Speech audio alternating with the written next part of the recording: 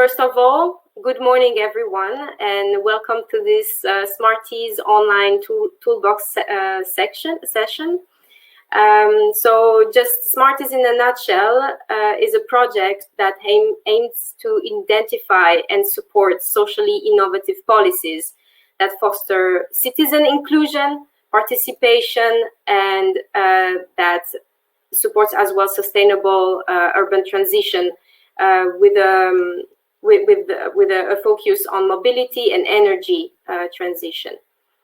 So this event today is important for us because we are on the prototyping phase of this tool, and too often the tools that are being developed by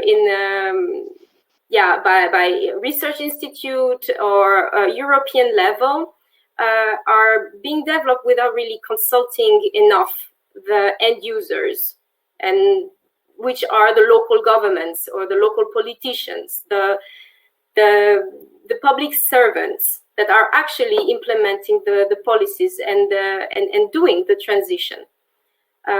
So here in SMARTEES, we don't want to repeat this mistake. And if we pursue this ambition to contribute to successful local policies, and if we want to do a tool that is useful, we first need to listen to local governments. And that's why, once again, I would like to thank you, the participants that are here. And I think there will be also valuable to have an external look, because we have been, the speakers here are all working on SMARTEES for the last 2 years, and having external looks can really help us move forward and make it a valuable tool for local governments. So today we'll do the best we can to share with you what we have been doing, and we'll try to gather also your feedback within the time constraint and also the virtual constraints. So I have mentioned already a bit of the virtual interaction options, but let me repeat it here. I see that there is another participants who join us. Welcome, Andrea. Thank you for joining in. So for the virtual interaction options, let's call them also house rules. You, as participants, have already all the broadcasting rights because we're a small group. So you don't really need to use this hand raise button to request audio or video rights. But if we start to be a bigger group, I will need to remove this automatic broadcasting right. And if you need to intervene, please click on this hand raise button. Then there will be the chat, and please use it for technical issues that you may have. My colleague Elma and I will try to keep track of it. And you can also share there your general insights or comments. But really, for the questions that you may have, the content questions, please use the Q&A function. So this question mark little button, this will be quite important for us to keep track of all your content related questions directed to the speakers. So now I would like to say a couple of words about who are we, who are these people that you're seeing on video right now, and who is talking. So I will start with myself. I'm Sara De Mayo, a Governance and Just Transition Officer at ICLE Europe, and I have the pleasure to facilitate the session today. And let me also introduce you to my colleague Elma Meskovic, who can maybe wave her hand so we can recognize her. Hello, Elma. And she's a Governance and Mobility Officer also at ICLE Europe. And then we also have 5 other great speakers and colleagues from the SMARTEES project. We have our Aberdeen experts, Mai Muhammad, the energy manager at Aberdeen City Council. Hi. She is waving her hand and saying hi, hey. Great. Thank you so much, Mai, for making yourself available today. Yep. And then we have also from Aberdeen, Dr. Doug Salt, computing specialist, and Dr. Gary Polhill, a senior research scientist, both working for the James Hutton Institute. And now we're moving to Groningen, and I would like to present you our expert, Wander Jagger, an agent-based modeling passionate and social scientist at University of Groningen, and he will explain later a bit more what his passion is about. Thank you, Wander, also for being here today. And we also have Trevor Grahams. I don't know if he is online. Yeah, but I'm he here. is the director. Hello, Trevor. Director of Urban Island, a company who is focused on innovation for sustainable communities and economic development that build specifically social and natural capital. So thank you so much, all of you, being here. And I will now also ask a bit among the audience, who are you? You know a bit about us, and now we're curious to know, like, let's check in also with you. So maybe you can write in the chat who you are and from which municipality you come from. And that will give us a bit an idea of who is in the room with us today. So, and I'm glad to see that there are other new people coming in. Robert, welcome, Robert. So we have Robert from Mannheim. We have Lucia from Bologna, Freiburg. We have Miriam from Verbandsgemeinde Weilerbach, small town in the southwest of Germany near Kaiserslautern. Sorry for my terrible German accent. And we have Sarah Cameron, a senior energy officer at Aberdeen City Council.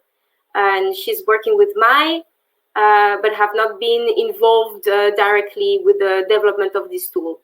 So still have a valuable external look for today's discussion.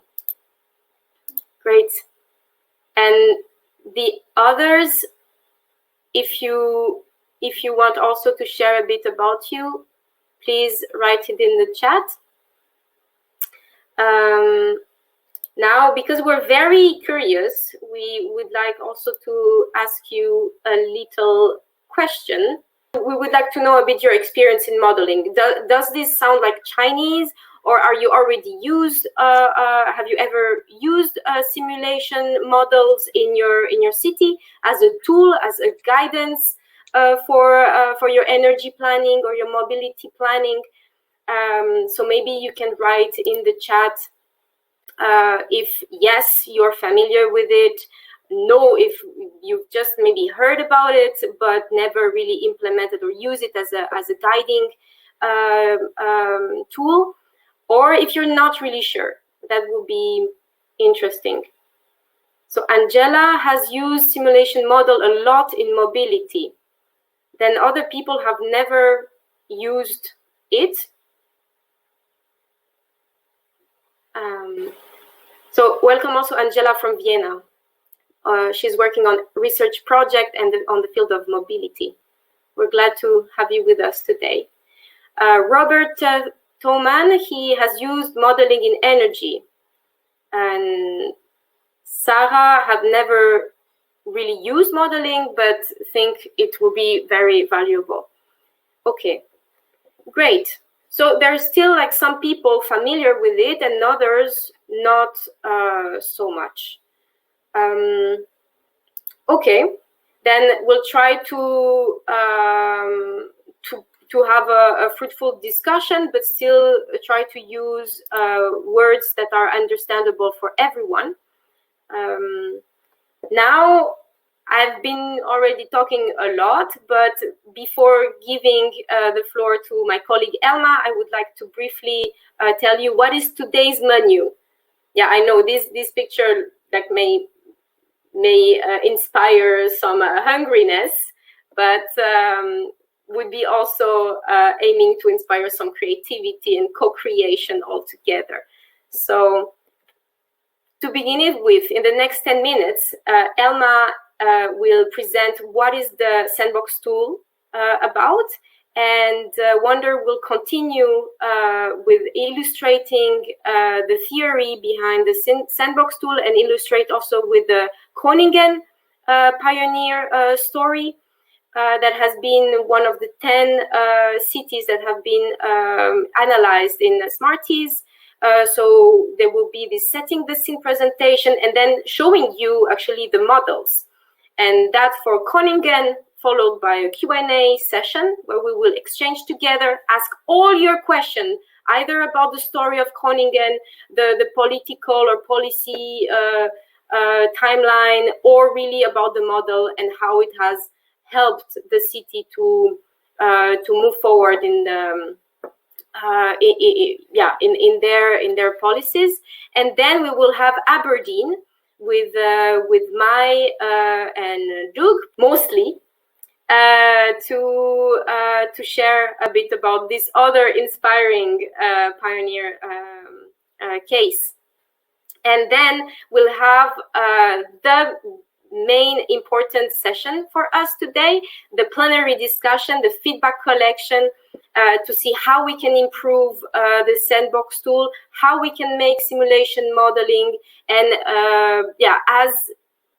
as useful for local governments as possible.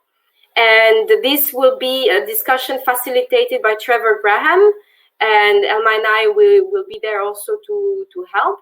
And then we'll have a wrap-up saying what are the key messages, what are the key elements that came out from this session together.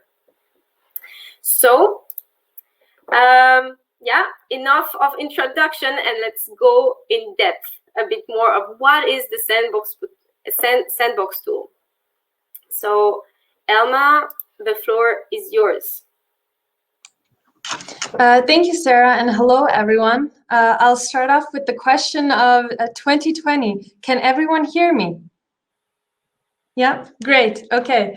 It's great to be here with you today to give you an idea of our vision for the Policy Sandbox tool. Sarah, can you please click on the next slide? Yes. Before we get into what the tool could look like, I'd like to just briefly explain why it's being developed in the first place and what it seeks to achieve. The tool is based on the qualitative research and modeling of 10 pioneer cities across Europe, and it aims to support local governments in making decisions by allowing them to explore the social dynamics in a local context and to play the what-if game to see the different effects that social innovations could have on policy outcomes and citizen behavior. The tool provides local policymakers with more insights into what kinds of processes could take place and what kind of policies could be implemented to increase citizen acceptance. We want this tool to be very user-friendly and to be helpful for local governments that are interested in, for example, holistic mobility plans, renewable energy, district regeneration, superblocks, and energy efficiency. Next slide, please. The tool tells two stories. And the first one is a story of the events that actually took place in a specific context and to what result these different events led. The story is told by the tool based on the surveys and desk research that was conducted for each of the 10 pioneer cases in the SMARTEES project. And the story sheds light, for example, on the kinds of organizations that were present and how these different organizations interacted, what the context was like at that particular point in time, and what changes in citizen behavior took place. The second story, on the other hand, is fictional, and you, as a tool user, you get to decide the scenario. You'll be able to play around in the tool to see what could have happened in regard to social behavior if something had been different. For example, let's say if a particular organization had not been involved, how would that have affected things and influenced social behavior in the end? While it is, of course, true that we can't predict the future, the tool will, however, allow us to make a grounded assumption as to what would happen and the likelihood that this would happen. We have already started to develop this tool, and in the next few slides, I'll show you how we've envisaged it to look like so far, but please do keep in mind that this is just our first idea. Next slide, Sarah, please. Our idea is that as soon as you enter the tool, you'll see a map of Europe illustrating the location of each of the 10 SMARTEES cases. And some of these cases may be more relevant to you than others, for example, depending on your population size or your sector of interest. The drop-down menu at the top, as you can see here, could help you narrow down the choice of case that you would like to learn more about. Next slide, please. After you've selected a pioneer city to learn about, you'll be prompted to an introductory page that illustrates some pictures and a very short text explaining what the tool is about. In this example, this is Groningen and the closure of a public park, but this you'll hear more about later from Wonder. Next slide, please. And just very briefly, from this page, you'll be taken to a short video to better familiarize yourself with the area and the situation in question. Next slide. You'll then be taken to a page similar to the one pictured here. The idea is that you would be able to learn the whole story about the social innovation chronologically by clicking down the timeline that's at the top. So once you select a particular year here, this is 1975, for example, you'll see different icons representing context, actors or organizations, and social innovation. These would essentially act as pop-ups that you can click on, and they would appear like the red box pictured above, and they would contain relevant text with pictures or graphs. Next slide. As you move down the timeline to a different year, another page would again pop up that's very similar to the one that you saw previously. Our idea is that the text in the different pop-up boxes would accumulate, with the text from the previous years being grayed out and the newer text being bold and darker to pop out more. And in this way, each of the different text boxes would tell the whole story once you get to the final year in the timeline. Next slide. And then once you do get to the last year on the timeline, there would be an impacts page where you could see what the effects of the social innovation have been from that point in time until now. So in the case of Groningen, for example, this would be the year 1994 when the public park was actually closed. How did the social innovation affect the city? How did it change social behavior? These are the questions that the impacts page would shed more light on. And the page would conclude the first story, namely the what really happened. Next slide, please. You might have noticed already the little Rubik's Cube to the left of the timeline. And as a user, clicking on this would take you to the modeling-based section where you could play around with what would have happened if this or that had been different. While there are many different parameters that could be changed in a scenario, the tool would focus on 3 or 4 of the most important ones to allow you to play around with. Next slide. As a user, you'll also be able to play around in 2 different contexts, as is illustrated here. Context 1 would be the baseline scenario, which again refers to what actually happened. For example, there was such and such a level of trust in government, such kind of media coverage, and these types of technical details in the policy to close the park. You would then be able to look at this baseline scenario and decide to change 1 or more of these variables to see what would have happened if they were different. So for example, if the trust in government was not high, but what if it was low instead? Would this have changed the outcome in any way? In context 2, you'd also be able to play around with the same parameters, but in a fictive scenario. So for example, how would the situation have played out in a scenario in which the Netherlands were more affected by climate change than they were at that time? The tool would, based on the different model runs, be able to tell you what the outcome could be and the percentage chance with which this could happen. Next slide, please. To ensure that everything makes sense, there'll also be another video to explain the outcome and the modeling run in more detail and in simplified language. And yeah, it will allow users to basically see more clearly how things would have changed. Next slide.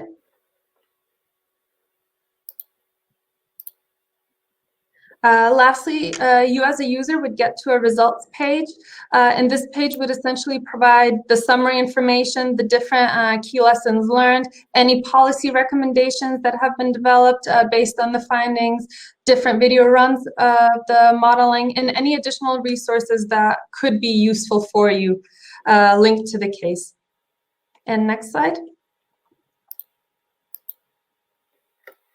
Okay, so yeah, in this way, we hope the tool will inspire local governments and help to steer different discussions related to moving forward with your energy and mobility transitions. And I hope you got a very good first impression of the tool, and we're eager to hear your feedback for how we could further improve it. Thank you so much from my side.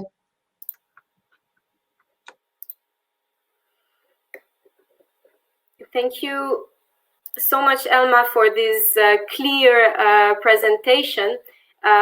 So now I will welcome Wonder on stage, so he can also present a little bit more how Groningen actually has been developing also a model on its own. What was the context, the political context behind, and a bit of his of its pioneer and inspiring story. So yeah, Wonder, could you please share with us what it is about?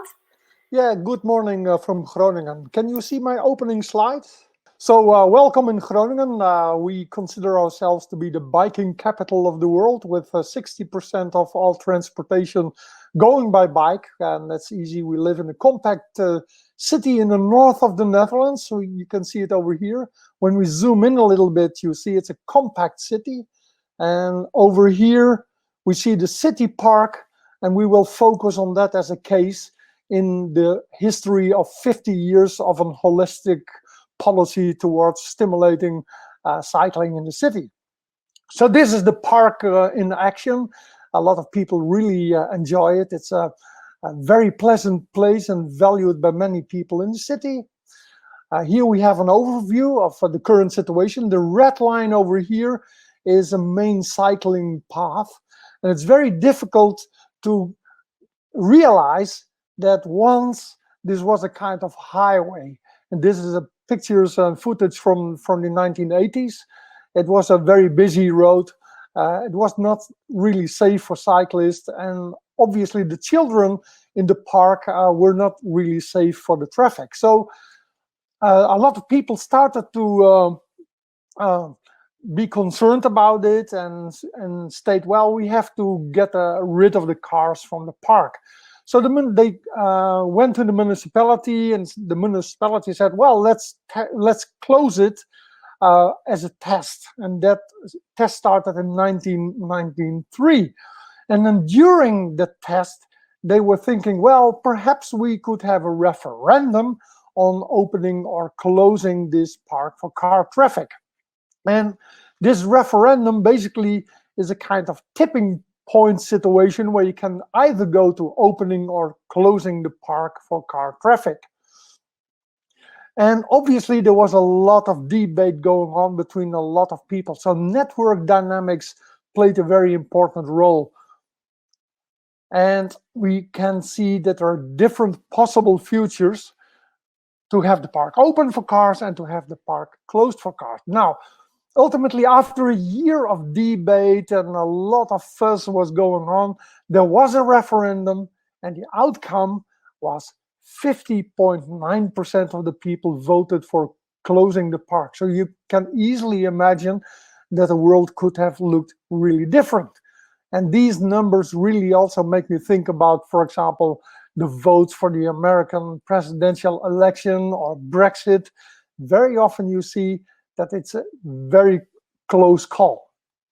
So in studying these dynamics, how does it work that people influence each other?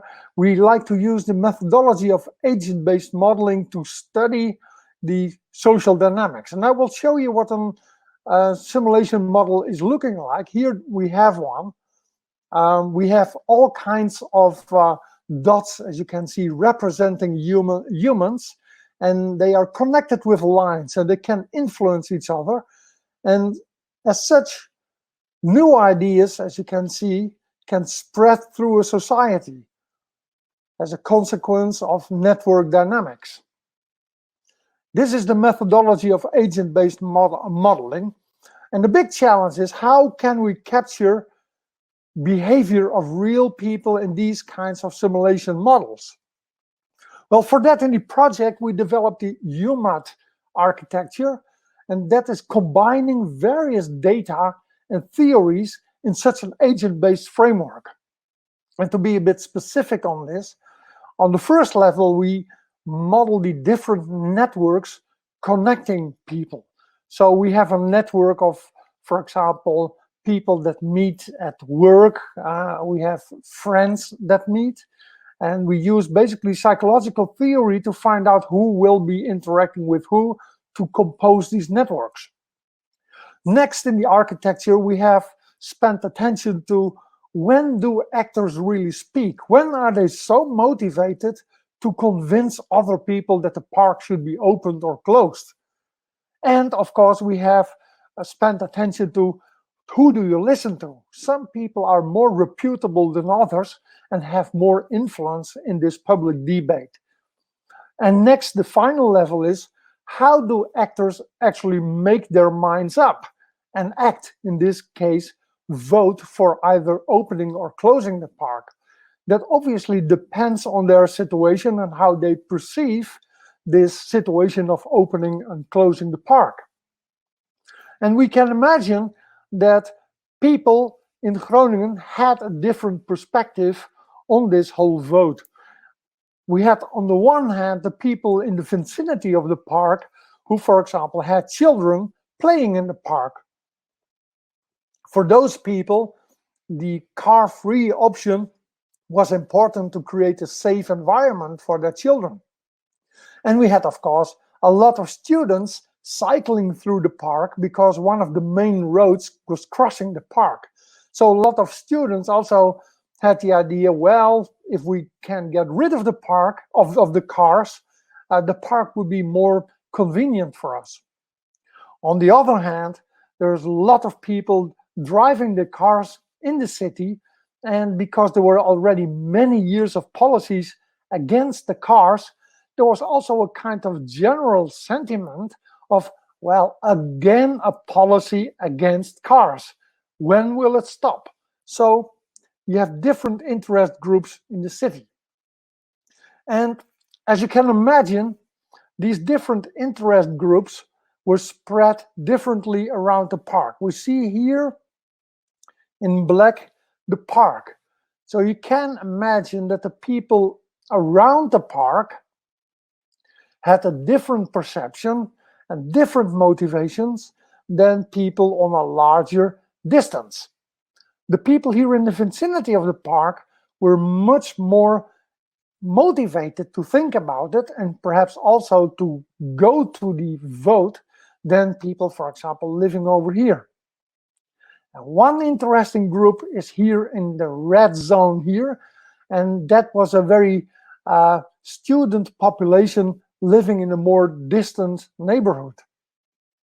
So in the model, we basically represented the different neighborhoods with all their demographic compositions and with their different motivations with respect to the functionality of the park. Next to that, in the network, we also realized that we had specific players, hubs, you could say, or influencers. Most importantly, we had shopkeepers that were really concerned about a car-free park. And the shopkeepers, because they paid for advertisements in the local newspapers, they had an impact on the news that was being published in the local newspapers. The local newspapers generally were having a stand of, well, let's keep the park open for cars. So they had this kind of big influence on the general audience. So let's see how this played out. Here we have the model of Groningen, and we start running it. You can imagine that we have here almost 15,000 agents in their networks representing people from different neighborhoods. So here we have the starting condition, and we see that a lot of green is visible, which basically says that there's a kind of tendency of keeping the park closed for cars. Although there are also a lot of people in favor of keeping it open. We can see it actually over here, the preference for car full. There's a slight majority for keeping the park open for cars, and the people that are preferring to close the park are in a slight minority. But here we see the turnout. How many people are really motivated to vote? And that's here about 35%, as you can hopefully see. And because mainly the people in the vicinity of the park are motivated to vote, we see that in the vote, we have a majority to vote for a car-free park. That's an interesting contrast. And now we can see over time that due to the influence of the newspaper, the general audience slowly becomes a little bit more in favor of opening the park for cars. And this develops over time, as you can see. So we see basically the social dynamics in the public debate growing over time. And I take you a little bit quickly to the end of this simulation run. And here we are closing in to the ultimate vote. And just a moment, and we will have the votes out, bang, and there we have the vote. As you can see, around the park, most people voted green, which is basically closing the park for cars. And also we see the student population over here also voting for keeping the park free for cars. The rest of the citizens, basically in majority, voted for keeping the park open. Ultimately, we see that the turnout was 35% of the people voted, and we have a 51% percentage of people voting for keeping the park closed for cars. Pretty close to what we saw in the real case. So what we did here is basically replicating the past as a proof of concept of this modeling tool. Now, we enter the next phase with this model. We can start, we can start experimenting with social innovation.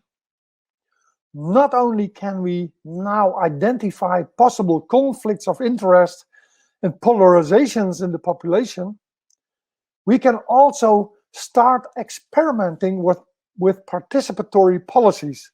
For example, we now have a tool where we can explore what will happen if we have organized neighborhood meetings, because we have social networks, we have communications, so we can test what would happen if we organized neighborhood meetings, or meetings at the city council, where, for example, only a selected group of highly motivated people will come to. Perhaps only the high educated, motivated people will show up.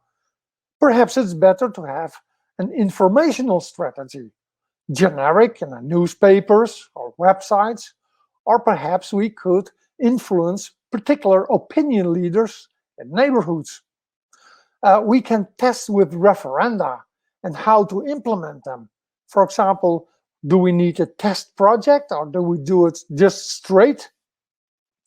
And of course, you can imagine that there are different types of social innovation projects. And in the following presentation, we will see a case of the heat net implementation in Aberdeen, which is a really different kind of social innovation than this car-free park in Groningen.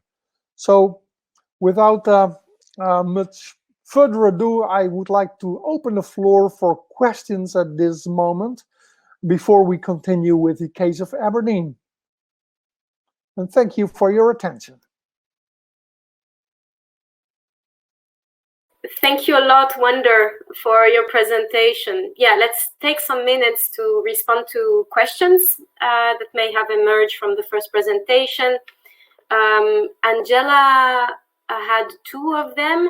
The first one being really about the city network that is involved in the SMARTEES project, and yeah, that wants to actually also benefit from this tool directly. I don't know, Elma or Wonder, if you want to say a bit more also about the premium follower cities of the different themes, like in mobility or in energy. Well, after modeling Groningen and conducting experiments with that, we plan to work on the city of Zurich in Switzerland, where they basically have a very strong referendum culture. And there's a case of closing a main street for car traffic, which is quite a complicated situation because it's a plan within the city, but the road by itself is on a canton level. So also people from outside the city have a right to vote on this city innovation. Mm-hmm. And there was other question. So yes, the agent represent approximately 10% of the inhabitants. That's yeah, correct. And there is a question from Sarah Cameron. How do you quantify the effects of the different interventions, for instance, community meetings?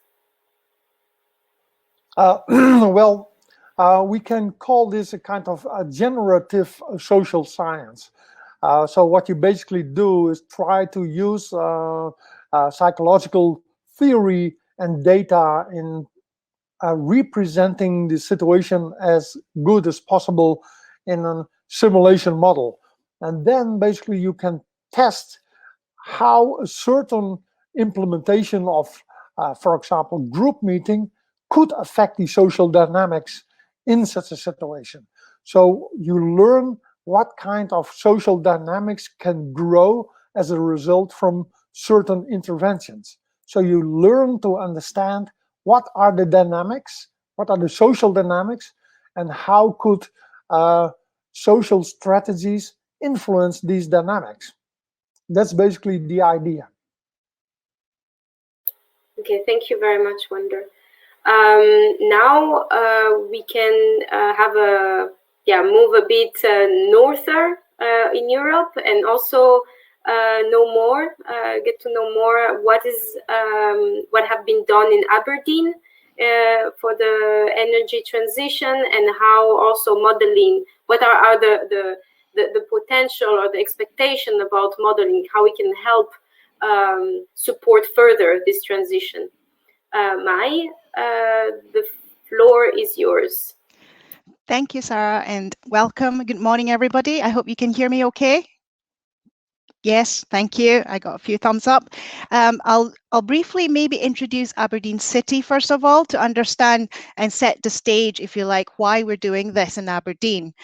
So Doug, next screen, please. For those of you who are not familiar with Scotland, Aberdeen is the third most populous city. And since the discovery of the North Sea oil in the 70s, Aberdeen has got this offshore oil capital of Europe title. So we've had that now until even currently, I think we still have that title. But more interestingly, we're always been called the Granite City. For those of you who want to know what that means, if you see the photo on the right-hand side, a lot of our buildings are built from granite and is a beautiful grey stonework. And that first building on the top left is called Marshall College. And that, I believe, is the second largest building from granite in Western Europe. So that, I think, is more interesting. We have an oceanic climate, and we claim to be the coldest city in the UK. And I put a question mark because a lot of people will say, oh, maybe my town is colder, but that's what we say anyway, with the average annual temperature 5 to 12 degrees C. Although it's sunny today, I can assure you, you cannot go out there with a t-shirt. So I can say it is very cold today. Just to say again, that beautiful building that you see on the left-hand side happens to be my office, when obviously I can be in the office, so I do miss it. Next slide, please, Doug. Right, we go to some statistics about fuel poverty. The population in Aberdeen has risen sharply over the past decade. Like I say, because we are an oil and gas industry, we attract people from all over the world to come and work in the industry.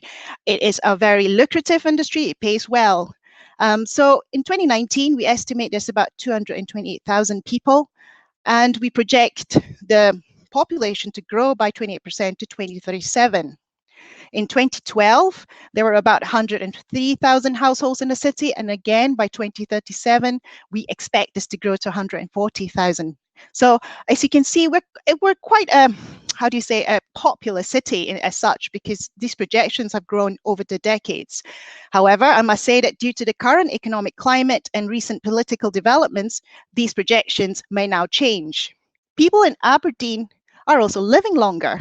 So I think this is quite common across everywhere in Europe, where the over 65s now account for about 15% of our population.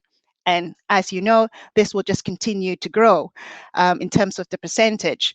So why do I mention this? Because you must understand that older population brings benefits, but it also brings challenges where they're likely to suffer from multiple or complex care needs. Therefore, the demand for our services will need to shift. So this is quite a very important point, because the needs of the older people, they're staying in the house longer, for instance. They will definitely need to heat their homes properly. And particularly, as I mentioned earlier, Aberdeen being a colder climate, there is that potential that they could go into fuel poverty because they're only living on their pensions and benefits, for instance. You know, they're not in the working age group anymore. So what do we mean by fuel poverty? That is if a household income spends 10%, sorry, if a household spends 10% of the income on fuel to keep their home warm. And there's a category called extreme fuel poverty, where they spend 20% of their household income for domestic fuel. And currently in Aberdeen City, unfortunately, we have 23% of our households in fuel poverty, and 5% are in extreme fuel poverty. So these are statistics that I think are very real, and we need to absolutely find a solution for. Doug, next screen, please. For the SMARTEES project, we kind of focused on an area called Tory in Aberdeen, and I'll talk a little bit more to let you know the background of Tory. Housing is far more than bricks and mortar. It is an important place for good health and well-being, and poor quality housing can lead to health risks and also make existing health conditions worse. So this is in terms of actually the building fabric, for instance. And Tory is a relatively large and quite densely populated area, and most of the housing stock is dominated by flatted properties. I think Europeans will call this low-rise condominiums. We just call them flats.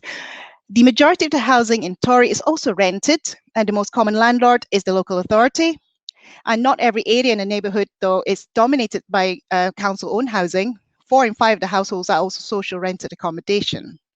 Over recent years, there's been considerable investment and improvements to the housing stock within Tory. This is external wall insulation, for instance. So they have benefited from thermal upgrading. As a result, though, of current pressures on the job markets, as we all know, particularly the downturn of oil and more recently COVID, it is possible that fuel poverty in the city will rise as incomes reduce in the city. And obviously the pressure now, as you know, as COVID prolongs into next year or beyond, and we've got then the double exposure to the oil prices going down as well. So, sorry, just looking down a slide there. Tory is also a very diverse community, and it's been shaped over the recent years by the arrival of EU citizens from Eastern Europe. So on top of all this, we have that uncertainty with these diverse population, particularly around Brexit, for instance. So there's a lot of uncertainty within the local community. Next slide, please. So this is to give you an idea on a map what Tory looks like.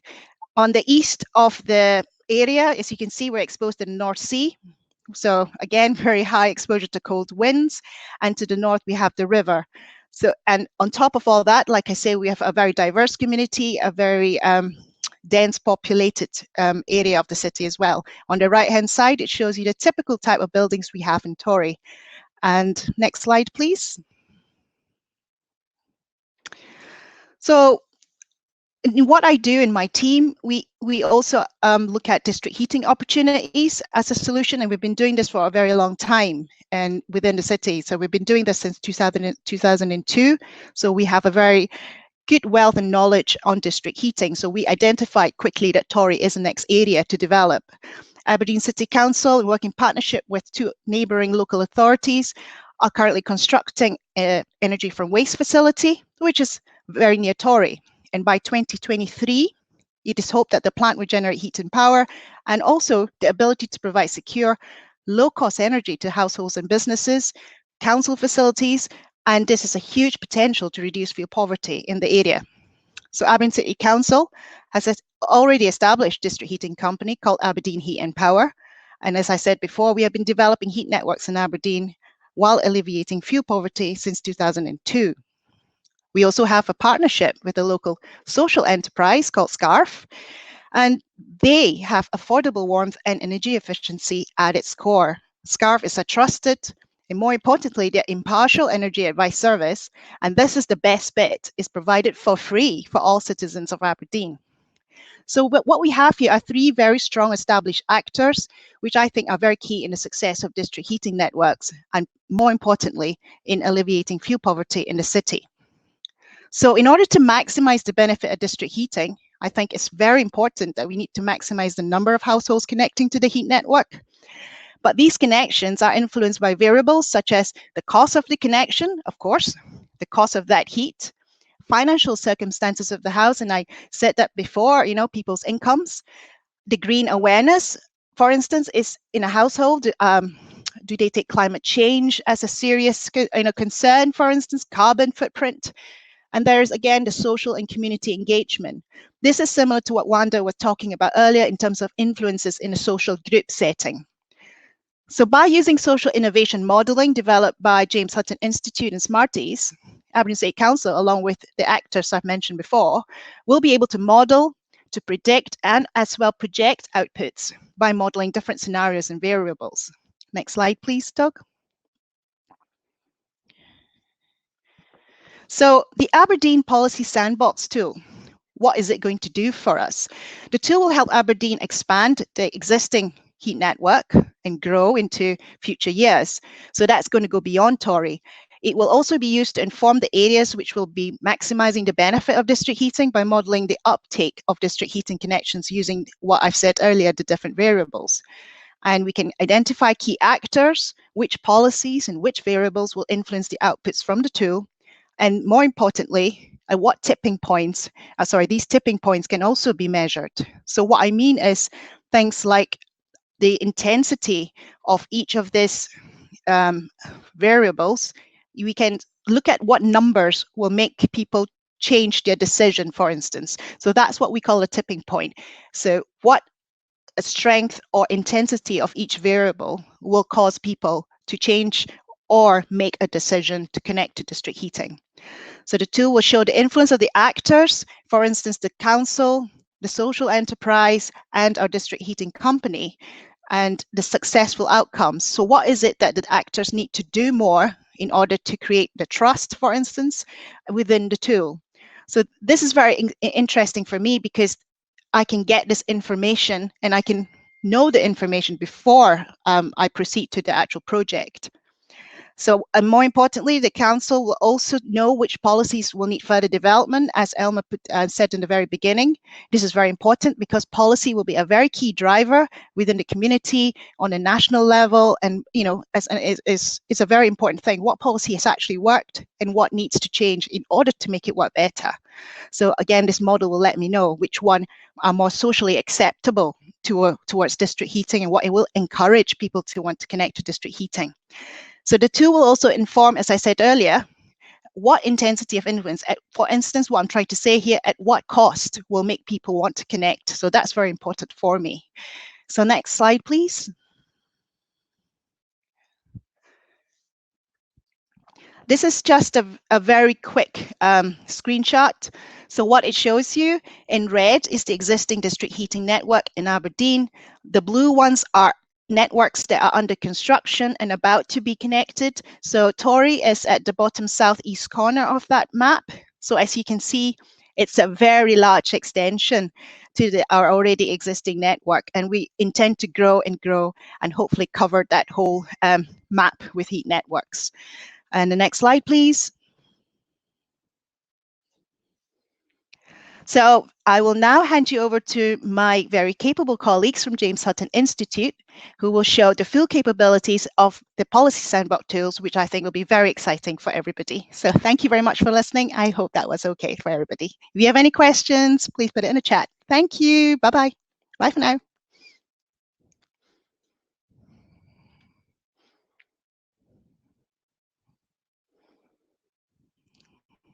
Yeah, thank you, Mai, for this. Thank you, Mai, for this inspiring summary on Aberdeen. And yeah, it's very valuable for everyone, I think, to also have the voice of a local representative, someone working on the city council, and have your perspective on the potential of the tool.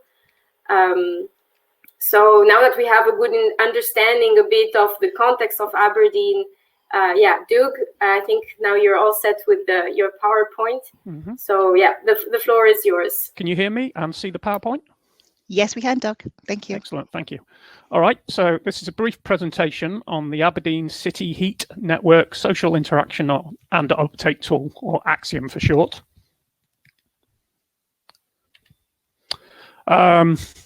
So what's in it?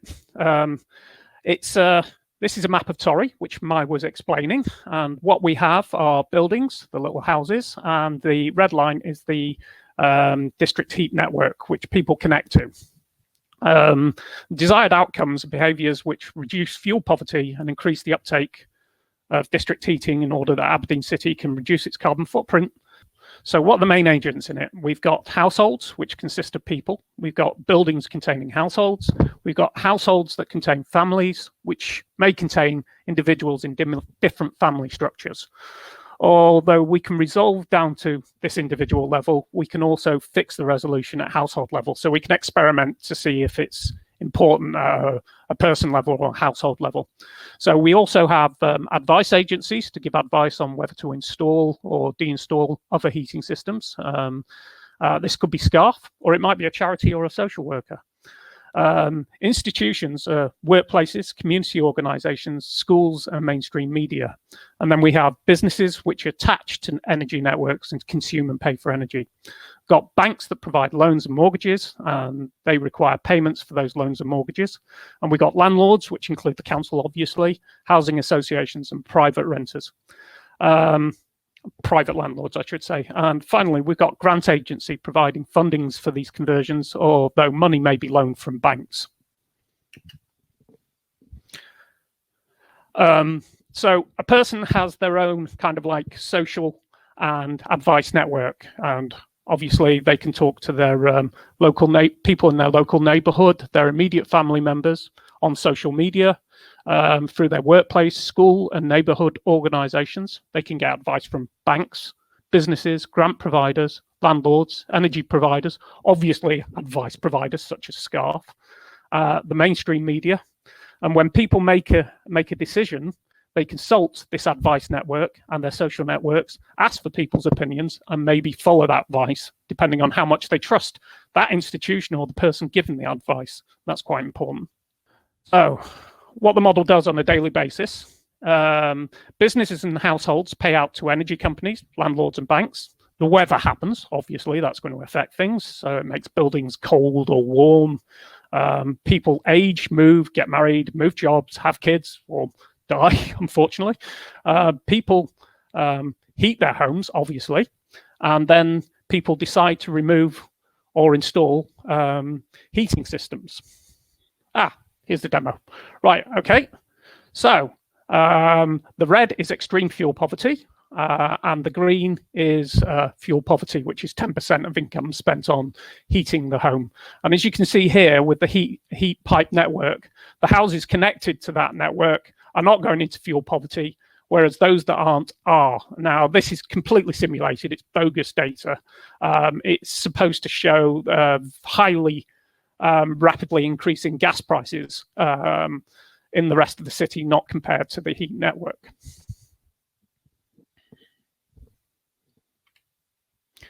So we've done a few of these. These are all kind of simulated again. These are the kind of results we would expect. So you get things like, low connection cost and low gas cost, everything stays the same. High connection cost to the network and high gas cost, everybody goes into fuel poverty, obviously. And then we've got the variations on that, such as high connection cost, low gas cost in future. So then you'd be kind of slightly insane to connect to the district heat network because it's a lot more expensive. And obviously those people who do go into fuel poverty, that's a bit of a silly scenario, but there you go. The one you saw before, which is increasing gas prices in the future, and people who connect to the district heating network actually do not go into fuel poverty. And that just about covers it. So any questions? Thank you a lot, Doug. That was concise, clear. So yeah, now we have our Q&A session. So instead of writing in the Q&A function, we can actually, if any participants from the audience want to ask a question live, please unmute yourself and ask. Take the opportunity to ask your question to the experts present today, to Mai, to Doug. Even if you have like questions that arrived later about Groningen. So I don't know if any participants, like maybe Angela or Sarah, if you have any questions. If not, I have one. The simulation modeling has been something that have been done for some time. But what is really the innovation in the SMARTEES modeling? What makes this tool different from others? Can we just like re-say or like remind us what is the specificity of this tool? Well, I think one of the main challenges and contributions of our project is that we bring in more realistic motivations and decision-making processes in the agents. And as such, we are now capable of generating social dynamics that are usually very important in policy development. Of course, simulation models have been used a lot in planning processes. For example, traffic models are very well known. But here we are dealing with processes where, for example, people develop opinions on a certain plan that the municipality has. Or, for example, a municipality wants to have a participation process with local community to think about, hey, how are we going to change this neighborhood? And it is known that these kinds of dynamics can sometimes be quite unpredictable and sometimes even very heated. And to get a deeper understanding of these dynamics and to support thinking about how to improve participatory processes, it is good that you have a tool that helps you in identifying what possible dynamics can play a role in different types of plans. And I think Exactly. this is typically what we are trying to do within the SMARTEES project. And I think we come pretty far. I'm quite impressed of where we are right now. Yeah, thank you for just this reminder and clarification. I think it's interesting also for the audience. There is another question who popped out from unknown user. It's a question directed both to Aberdeen and Groningen. Did the outcome of the model affect your city's policies? Shall I go first, Fonda? Oh, sorry. Mike, yeah, you go first. That's okay. Maybe Mike. Okay. The question for Aberdeen is, I am also involved in trying to set the plans and future plans for the city. So what the outcome of this model will hopefully influence what type and the shape of policy it should be to take us, for instance, to our net zero carbon target of 2045. So it is going to be very useful, actually, the outcome of this model, because then I know what I need to put in that plan in order to achieve our net zero carbon, but also to make sure that we take on board what the social acceptance is to these policies, because I believe that there's no point putting in policies that people either don't want to sign up to or accept, and therefore, it becomes pretty much a failure, if you like, of a policy. So a policy needs to take into account, what is it that citizens want, more importantly, and what citizens, will definitely want to sign up to. So I think that's what we're missing at the moment. That does not happen on a local sort of level anyway. So I think that's the change of approach, is rather than setting a policy and then ask the people, is bottom up, if you like, asking the people, what do you think in terms of policy need to change, and then develop the policy to support that going forward. So I hope that answers that question. Thank you a lot. There is another question for you, Mai, now that you are with your microphone on. What category of people are most hit by fuel poverty, and is the tool accessible to them? So it's more a content question. And then, in 3 minutes, the latest, we need to go to the next section. In terms of accessibility, this is probably more for Doug and Gary, but I'm hoping that this model will be accessible to all on different platforms. So yes, I agree that probably the age group that we're probably going to go for, like your over 65s, we may have to develop a different approach, a bit like an agent-based modeling light, or even to try and make that less web-based or something like that. It is going to be accessible for all. The beauty of it is we have SCARF, who is our partner, and that is more or less their work, is to get into the social heart on the community, and they actually hold face-to-face. They come into house visits, they will talk to people, so you don't even need to leave your house. If you've got a question, people can come to you. And so it's very helpful in Aberdeen that we try and engage with everybody in the different platforms. We're currently using social media, for instance, to reach out to people. So we try and do that, and we understand that the aging population is a current concern because they don't even have, some of them are not with apps or mobile phones. So we're trying to make this very adaptable for a lot of people. So that's how I am answering that. I think that was pretty clear. Okay. So and there was another question about the Aberdeen model, if it was strictly focusing on district heating or also looking to other sources like heat pumps. And there is currently just district heating. Gary answered, but it could maybe be extended to other sources. Yeah, right? one of the things we were planning, I will add that, is kind of like this. So the uptake of insulation as well was one of the things we would like to put in the model, but I don't think it would be too difficult to adapt, given the right investment, obviously, to other kind of forms of heating system, depending on whether they can be mapped easily or not. Yes, so you're right. So in terms of energy efficiency and fighting against fuel poverty, heat is one element, but as Doug pointed out, fabric improvement, insulation, so those are part of that a retrofit, if you like, agenda. So we're trying to see if this works, and as Doug said, if you can just change what is it that we want to encourage people to do, and then we can change the theme, if you like, and then run the model again on different themes. So I think this is very flexible, very replicable tool, so I'm very excited about it. Mm-hmm. Thank you very much. And okay, very last question, because we're really running late and eating on the feedback collection, which is important for us.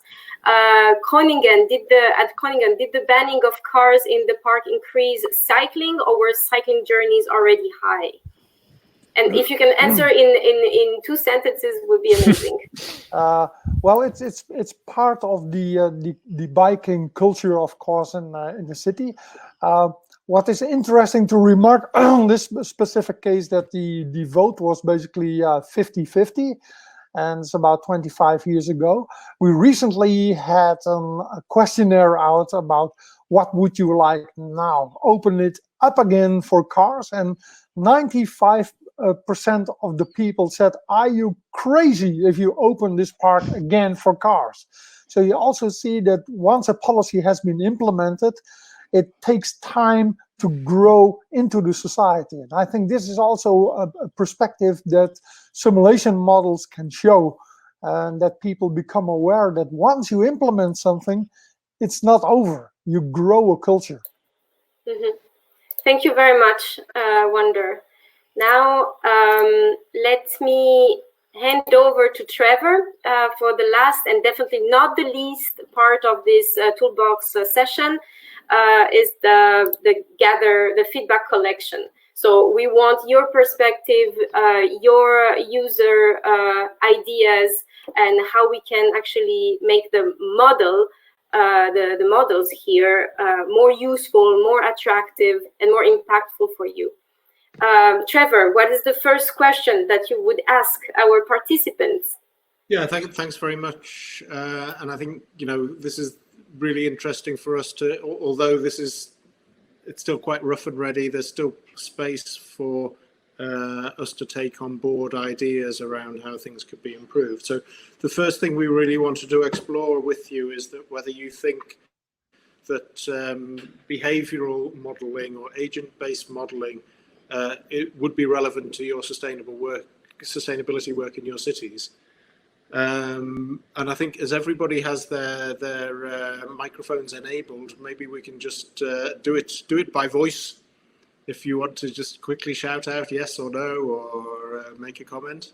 I was just going to say, we're trying to increase energy efficiency within our housing stock and also our non-domestic buildings. So any help we can get in where we can target our resources is really helpful. Yeah.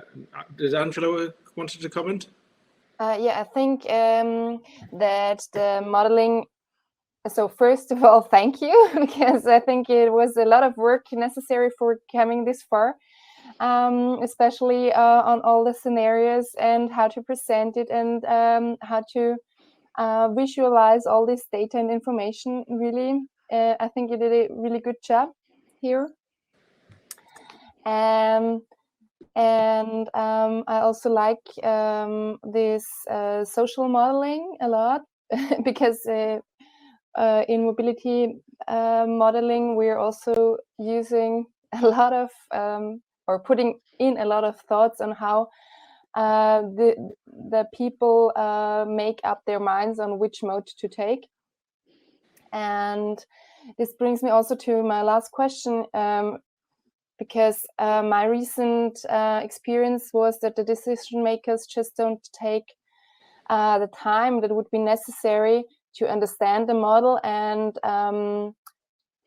what it means to react, or how it would help. So what we're right now doing is trying to break it down even simpler and speak in pictures, of course, what you are doing as well. Yeah, I was just thinking about what are you doing, or what is your experience in this case? Yeah, thanks for that, Angela. I think it's a very relevant point, and I think part of our hope with this is that it will help to make it easier for people who are maybe not experts in the field to get an overview and to understand. We'll move on to the next question, unless we have any comments from our other participants on this question. Let's move on to the next question then. Mm-hmm. So the next one is, what we're trying to develop is really a demonstration tool to show how this could work in a specific scenario. So we're developing a tool where you can play around with some of the parameters in Groningen or in Aberdeen or in the other test cities. What would you need to make that a useful demonstration for you if you're trying to sort of get buy-in for developing ideas of how modelling could work in your city? Anybody got any thoughts on that?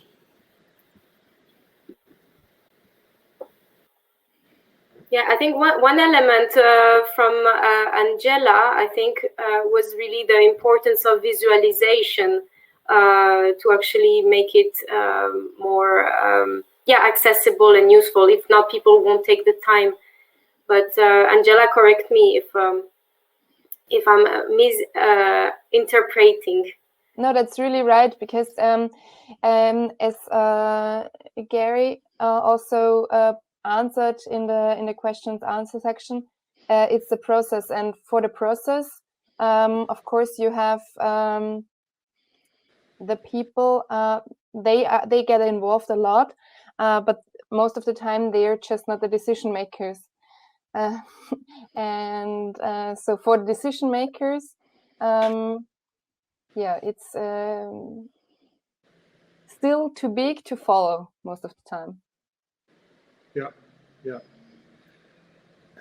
Anybody else?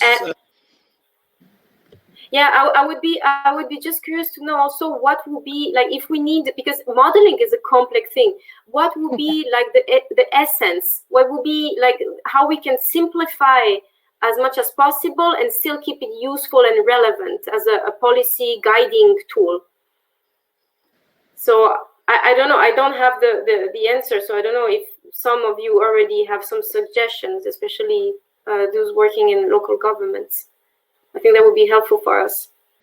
Okay, no, I was just going to say, obviously, modelling is complex, and I think the other Sarah maybe summed it up there, that it's good if there's some summary outcome that we can take away from the tool to present to the policy and decision makers. So obviously you have to get into the complexities of the model to get it to work, but if there could be some simplified outcome that we could take away from it, that would probably be very useful. Yeah, no, that's good comment. Useful way of sort of wrapping the whole thing up so it's very easy to present, and then you can scale off different levels and get into more complexity if you want to understand some of the mechanisms behind it, I guess. I think we have time for one last question, and that's just to get a feeling for, would you be interested in some kind of support service in which modelers and pioneer cities could provide support to help you develop your work further? Would that be something that would be interesting and relevant? And do you think other cities might be interested? Can I maybe say something on that, or? Yeah. Sorry. We're getting some comments coming through. All right. Just very quickly, obviously, this started off as a district heating project, but I think throughout the UK, as policies and regulations and support for district heating is growing in the UK, I think this tool can be, if you like, shared with other cities within the UK itself to try and promote the growth of district heating and to try and take all the myths and unknowns away from people who have never done it before. So I think this tool could give them an idea of all the different variables and all that already within the tool, So I think that'll be very informative for people who are undertaking the journey from the beginning. That's where I can see how this can be supportive, for me anyway, to encourage the uptake of district heating or heat pumps or whatever technology may be. So this tool can be very helpful. Perfect, perfect. And there's some useful comments coming through in the conversation. So thank you very much, everybody. And I think it's generally a thumbs up. So thanks for that feedback. And I know we get automatically booted out at 11 o'clock. So I will hand now back over to Sarah and Elma to wrap up for us. Yeah, thank you. Yeah, indeed, it's really valuable that first we see that there is an interest and that this potential is of the sandbox tool is not only us believing in it, but there are also comments in the chat that will be very valuable for decision maker. We got the point that we need really to have a thorough thinking about how this tool will allow the visualization. And how we can really optimize the user experience, how it can be backed up with clear illustration and examples, and also like really showing how important is the social behavior, the individual logic, and how the network then can influence how a policy is welcomed and support, and then can really reach the ambition of a successful energy or mobility transition.